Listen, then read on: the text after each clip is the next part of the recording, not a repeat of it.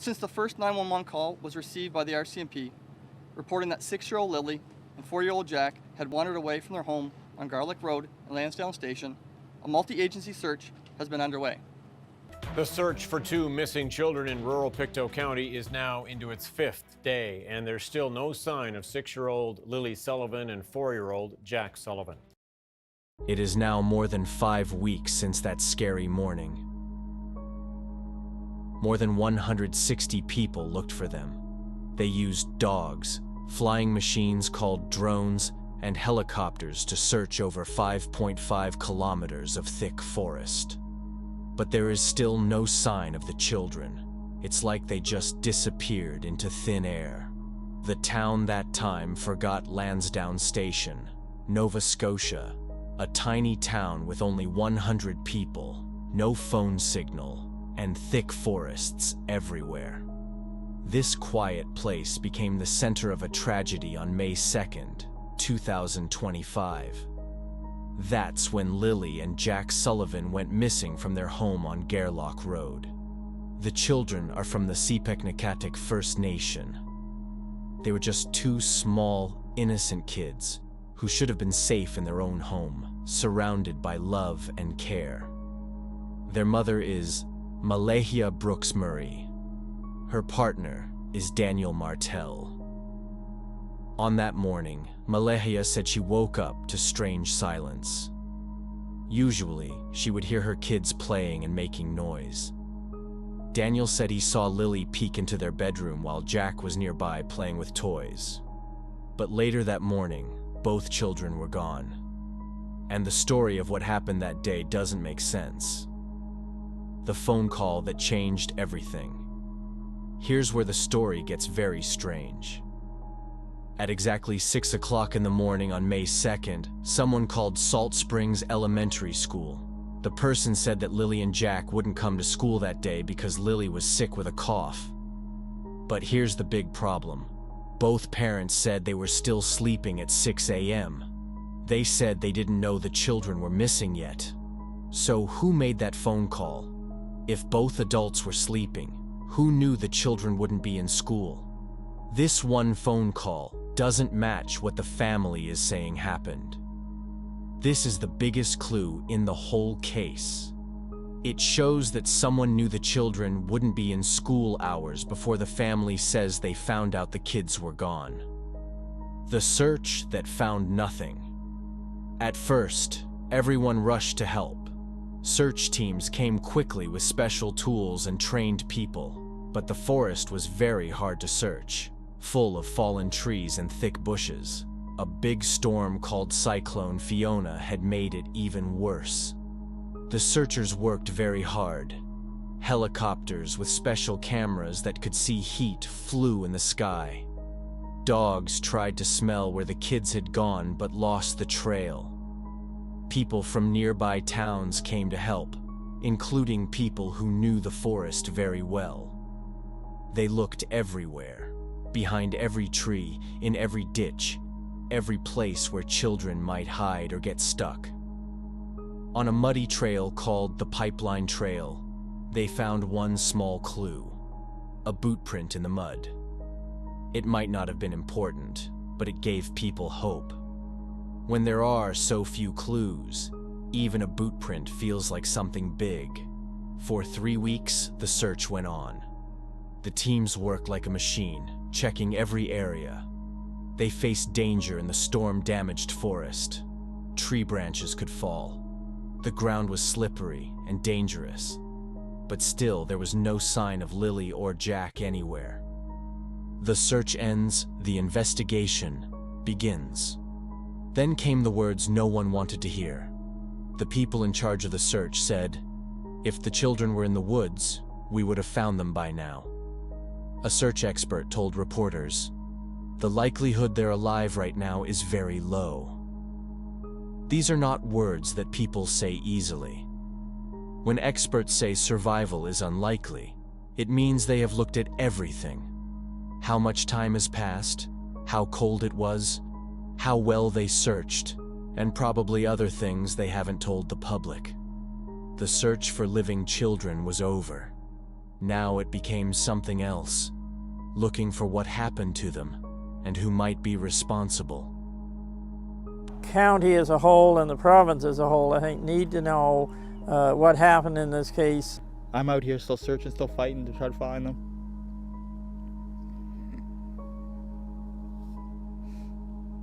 That's all I can do. The stepfather's strange choices. Daniel Martel's actions during the first search made experienced search people wonder. When he first knew the children were missing, he had a special vehicle called an all-terrain vehicle right there.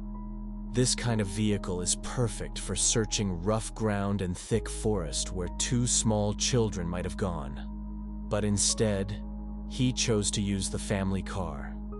This doesn't make sense for someone really trying to search in the wilderness. To people who have done hundreds of searches for missing people, this choice felt wrong. It seemed like something someone would do if they already knew the search wouldn't work, because they already knew the children weren't in the woods. You said they're flying in someone to do a polygraph test. Is that on you? That's not just on me, but on everyone. That's what I asked for. I asked for that so early on, and there's not many places that do it in Canada, so they're flying somebody in. The family drama that made everything worse. While search teams looked through the forest, a different kind of problem was happening with the adults in the children's lives. Instead of working together to find the kids, they seemed more worried about protecting themselves. Daniel Martel was on TV and social media all the time. He gave interviews, made public statements, and was always in the spotlight. His message was always the same. He was the good stepfather. He was helping the police, and he had even taken a lie detector test that he said he passed. But in his public statements, he kept blaming Malihaya. In private messages that later became public, Daniel wrote, "If she hadn't left, none of this would have happened." To many people, this didn't sound like sadness. It sounded like blame.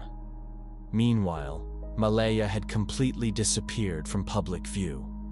No TV interviews, no social media posts, no desperate requests for help finding her children.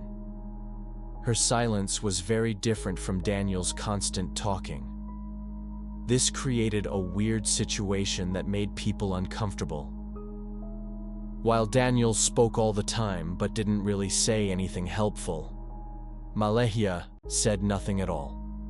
The investigation gets serious. As weeks went by, it became clear that Nova Scotia RCMP were no longer treating this as a simple case of children who walked away from home. The investigation had changed, and everyone could see it. The biggest change came when police announced that family members would have formal police interviews.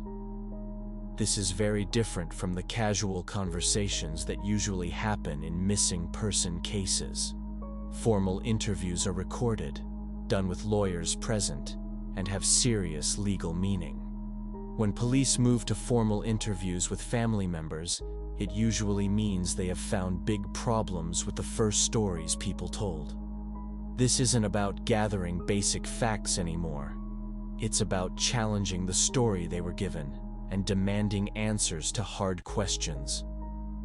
The formal interview process means RCMP have moved beyond believing the story of 2 children simply walking into the forest. They're now looking at scenarios that involve people doing things on purpose, planned actions, and possibly criminal behavior. Police also asked for and got trail camera footage from a nearby property. Footage that covers 5 full days before the children were reported missing. This is huge news because it means police think something might have been happening much earlier than anyone first thought. Trail cameras are used by hunters and property owners to watch for animals and security. They take pictures automatically when they sense movement, and they record the exact time everything happens. 5 days of footage creates a huge digital record of everything that happened around the Sullivan property before the children disappeared. This could include normal family life, visits from friends or relatives, delivery trucks, or any unusual activity that might explain what happened to the children. The fact that police asked for 5 days of footage is very important. If they thought this was just children walking away, they wouldn't need to look at what happened days earlier. But they do think it's important, which means they're looking at more complicated scenarios. Police have also asked the public for dashcam footage from drivers who went through the area around the time of the disappearance. Dashcam footage usually means police are thinking about scenarios involving vehicles, either the children leaving the area or being taken by someone else. They say they've covered a 5.5-kilometer search area and received 355 tips so far in the search for Lilly and Jack Sullivan. The polygraph that proves nothing. Daniel Martel has talked many times about his willingness to take polygraph tests, lie detector tests, and his claim that he passed them. However, police have never confirmed these claims, and polygraph results usually can't be used in court because they're not very reliable. The focus on the polygraph test seems to be part of a plan to make Daniel look cooperative and honest. However, experienced investigators know that polygraph tests can be fooled by people who understand how they work, and the results often don't mean anything in determining if someone is really guilty or innocent. What's more telling than the polygraph claims is when and how Daniel made them public. Instead of quietly helping the police and letting the investigation happen in private, Daniel chose to make his cooperation public, turning it into something he could talk about in his media appearances. This approach, making private investigation matters public, suggests someone more worried about how the public sees him than actually helping to find the missing children. They have not been found after weeks of extensive searching the heavily wooded area. Every day when I wake up, feels like I'm reliving a nightmare of May 2nd. But the main feelings from sadness have just turned to anger because there's no evidence as of after 1 month. And it's really taken a toll. The mother's mysterious silence. While Daniel was always on camera and in the news, Malehia Brooks Murray's complete disappearance from public view became equally important. The mother of 2 missing children had basically vanished from the story as completely as her children had vanished from their home. People gave different reasons for why she wasn't speaking. Maybe she was too upset to talk. Maybe her lawyer told her not to. Maybe she was trying to protect herself from public attention. Or maybe she just couldn't cope with the trauma. But to many people watching the case, her silence felt like something more planned. Like the behavior of someone who understands that speaking might reveal more than it would help. The difference between the parents' approaches couldn't have been bigger. While Daniel spoke all the time but didn't really reveal anything useful, Malehia said nothing at all. In the empty space created by her silence, people started guessing and becoming suspicious. Her absence from press conferences, social media, and public appeals created a hole that was filled by other people's ideas about why she was staying quiet. Some people saw her withdrawal as proof she was guilty, while others thought it was a natural response to trauma and public scrutiny. What started as a close community united in concern for 2 missing children slowly broke apart under the weight of unanswered questions and growing suspicions. At first, the response was everything you'd want to see. Neighbors organizing search parties, local businesses putting up missing children posters, and residents coming together to support the family in crisis. But as weeks passed without answers, that unity began to crack. The problems with the timeline, the family drama playing out in public, and the change from search operations to criminal investigation created an atmosphere of uncertainty and mistrust. Local businesses that had happily displayed missing children flyers found themselves in an uncomfortable position. Some continued to show support for the search efforts, while others quietly removed the posters as hope faded and questions about the family's involvement grew. Salt Springs Elementary School, where Lilly and Jack should have been going to classes, became a daily reminder of interrupted lives. Their empty desks, unfinished school projects, and absence from playground activities serve as constant reminders of what's been lost. The school connection also gives investigators official records that can verify or challenge various parts of the timeline. The 6 a.m. phone call reporting the children's absence would have been recorded, creating a paper trail that can't be disputed or changed after the fact.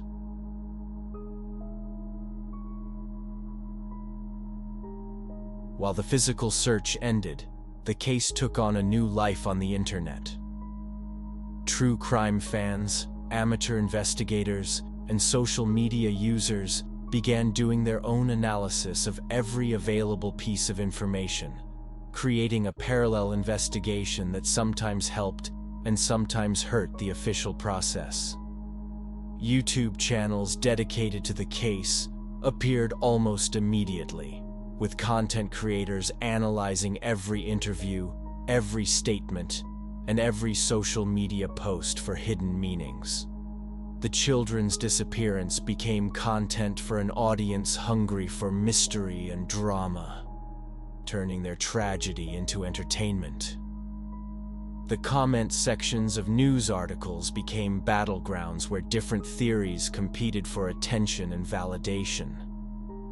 Supporters of Daniel Martel clashed with those who viewed him suspiciously, while Malehia's silence was either defended as trauma-induced withdrawal or condemned as evidence of guilt. One of the most important developments in the case came when police confirmed that Lilly and Jack were seen in public on May 1st, the day before they disappeared. This gives investigators the last confirmed sighting of the children outside their family home. Police said the children were seen in public with family members on the afternoon of May 1st. This confirmation establishes a clear timeline and gives investigators a starting point for what happened in the final 24 hours before the children vanished. The stepfather, Daniel Martel, has said the children were home from school on May 1st, but the police confirmation of the public sighting adds an important piece to the timeline puzzle. As of June 2025, Nova Scotia RCMP report no new public updates in the case, though the investigation remains active and ongoing. The case has now been continuing for over a month, with the focus shifted entirely from rescue to potential criminal investigation. More than 355 tips have been sent to police about the siblings' disappearance, and officers have formally interviewed more than 50 people, with more interviews planned. The formal interview process with family members represents a critical phase that may determine whether charges are filed and what those charges might be. The stakes are enormous, not just for the family members involved, but for any chance of achieving justice for Lilly and Jack. Critical questions remain unanswered after more than 5 weeks. Who made the 6 a.m. phone call to the school when both parents claimed they were asleep? Why did Daniel choose a regular car instead of his all-terrain vehicle for wilderness searching? What was captured on 5 days of trail camera footage that investigators felt they needed to collect? Why has Malehia completely withdrawn from all public communication about her missing children? What do police hope to discover in dash cam footage from the area? Why does every adult involved seem more concerned with protecting themselves than finding 2 missing children?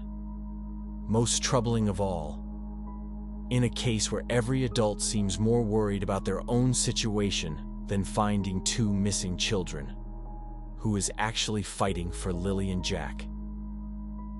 More than 5 weeks after Lilly and Jack Sullivan vanished, several different kinds of silence define this case.